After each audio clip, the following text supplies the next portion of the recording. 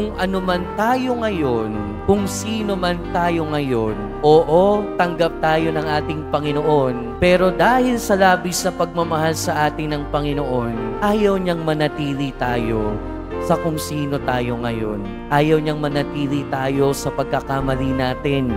Ayaw niyang manatili tayo sa pagiging makasalanan natin. Bakit? Because we are more than our sins. Masigit pa tayo sa kung sino tayo ngayon. Masigit pa tayo sa ating kasalanan at pagkakamali ngayon.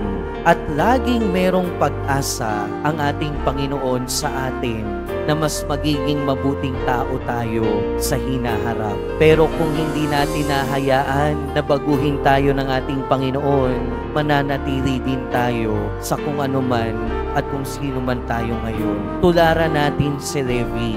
Hayaan nating tawagin tayo ng Panginoon at hayaan nating baguhin niya ang ating buhay. Nang sa gayon, hindi tayo manatili sa kung sino tayo ngayon, kundi lumago tayo sa kung ano at kung sino tayo na gusto ng Diyos na maging sino at ano tayo.